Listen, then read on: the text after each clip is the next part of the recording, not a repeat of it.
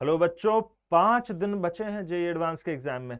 जितने लोगों ने जेई मेंस क्वालिफाई कर रखा है उनकी धड़कनें बढ़ी हुई होंगी। I know I been through it myself. और बहुत क्रूशियल टाइम होता है ये जो लास्ट वीक, लास्ट 5 दिन, लास्ट 3 दिन होता है, बहुत क्रूशियल टाइम होता है। तो मैंने इसलिए सोचा कि एक वीडियो बना के आपसे डिस्कस कर लूं। क्या करना है ये तो सबको पता है, क्या नहीं करना है ये भी जानना में जरूरी है।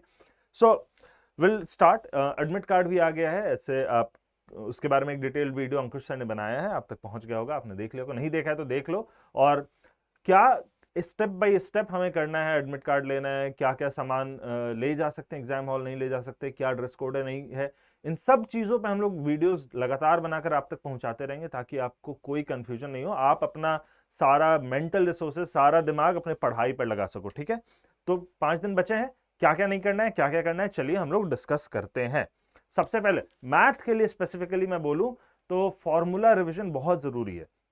क्योंकि क्या होता है ना कि कुछ कुछ बहुत सिंपल से सवाल भी कई बार आ जाते हैं, एक दो सिंपल सवाल जो ये एडवांस में, जो कि बस आपको फॉर्मूला पता रहे तो बन जाते हैं।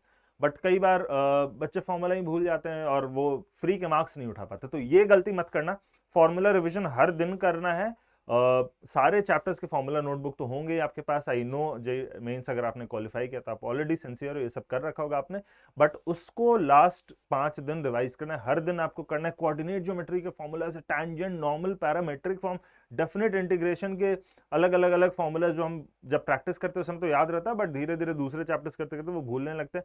उसी तरह फिजिक्स केमिस्ट्री में भी कुछ फॉर्मूलाज होंगे, आई एम श्योर।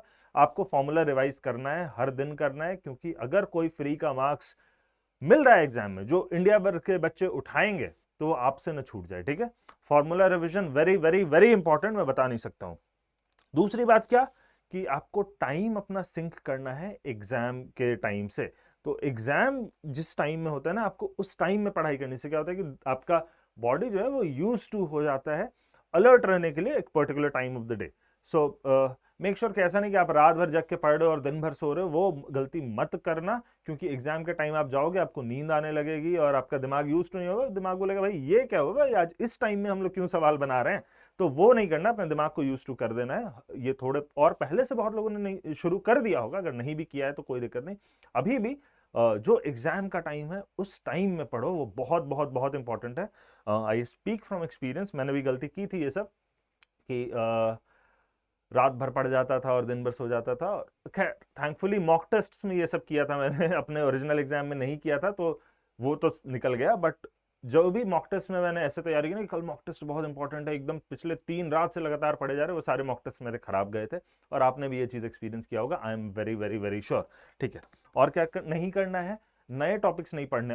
अब जब 5 दिन बचे तो ऐसा नहीं सोचना है कि भाई अच्छा ये वाला एक इजी सा चैप्टर था, भले ही मैंने अभी तक नहीं पढ़ा, अभी देख लेते हैं शायद कवर हो जाए। नहीं, बिल्कुल नहीं करना। अपने स्ट्रेंथ्स को प्ले करना है, जो आपके वीकनेसेस है अभी भूल जाओ उसको। जेई एडवांस गेम ही अलग है ना। गेम है नहीं कि आपने कितना सिलेबस थोड़ा थोड़ा थोड़ा कर लिया है। आपने अगर 10 चैप्टर्स 15 चैप्टर्स भी एकदम बहुत अच्छे से कर लिया है, उससे पूछेगा एक एक सवाल को आप बना दोगे तो आप क्वालिफाई कर जाओगे, है ना। तो ऑफ कोर्स सिलेबस खत्म होना इज ऑलवेज एडवांटेजियस, बट अगर कोई 2-3 चैप्टर छूट जा रहे हैं उनके पीछे मत भागो। लास्ट मोमेंट वैसे भी वो पढ़ाई से कोई फायदा होने वाला नहीं है, आपके उन चैप्टर्स के सवाल बनेंगे नहीं। अगर आप स्ट्रॉन्ग पॉइंट आपका वो चैप्टर नहीं है तो उसके सवाल जो एडवांस में आपसे नहीं बनेंगे। एकदम क्लियर क्लियर बात है, मैं बता देता हूँ। जो स्ट्रॉन्ग पॉइंट्स हैं उनको खेलो, मैक्सिमम स्कोर हमें उठाना है। जो टाइम है उसको यूटिलाइज करो अपने स्ट्रेंथ्स को और स्ट्रेंथन करने के लिए। ठीक है, नए टॉपिक्स गलती से भी नहीं उठाना। और आई थिंक ये मैथ ही नहीं, फिजिक्स और केमिस्ट्री के लिए भी एप्लीकेबल है, कि भले ही कितना आसान चैप्टर हो, भले ही आपका दोस्त बोल रहा हो कि भाई ये तो एकदम इजी चैप्टर है, इसको एक बार ऊपर ऊपर भी रीडिंग मार लो तो फुल मार्क्स आ जाएंगे, इससे जो भी पूछा जाएगा। बट अगर आपने पहले नहीं पढ़ा है, अगर आप कॉन्फिडेंट नहीं है उस चैप्टर में, this is not the time जो आप उसमें हाथ लगाएं। तो ये बिल्कुल मत करना। ठीक है, और क्या, और last but not the least, आप हेल्दी खाओ, हेल्दी रहो, और टेक प्रॉपर रेस्ट। क्या होता है ना कि हमारी इम्यूनिटी अगर थोड़ी गिरती है, अगर आपकी तबीयत खराब हो जाती है, एक हेडेक भी हो जाता है, तो आपका 2 साल का, कुछ केसेस में 3 साल का मेहनत पूरी तरह से बर्बाद जा सकता है। खैर पूरी तरह से तो मेहनत बर्बाद नहीं जाता, कहीं ना कहीं काम आएगा ही, बट इस एग्जाम को जरूर खराब कर सकता है। तो आपको उस मामले में बिल्कुल रिस्क नहीं लेना, एकदम हेल्दी साफ सुथरा खाओ, बाहर खाना बंद करो। ओवर एग्जर्शन और कम सोना, 4 घंटे सो रहे, 5 घंटे सो रहे, ये मत करो। अभी नींद अपनी पूरी कर लो। ऐसे 1-2 घंटे एक्स्ट्रा पढ़ के कम सोकर कुछ बहुत डिफरेंस नहीं आने वाला है, बट नींद आपकी पूरी रहेगी, आपकी तबीयत अच्छी रहेगी, तो आप एग्जाम में अच्छा कर पाओगे, आप अलर्ट रह पाओगे। और इन चीज़ों का ध्यान रखो। आई थिंक दैट्स इट जो मैं आज आपसे बोलना चाह रहा था। लगातार हम अभी एग्जाम तक कॉन्स्टेंटली टच में रहेंगे।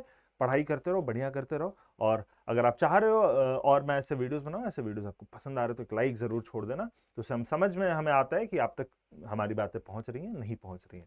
Thank you.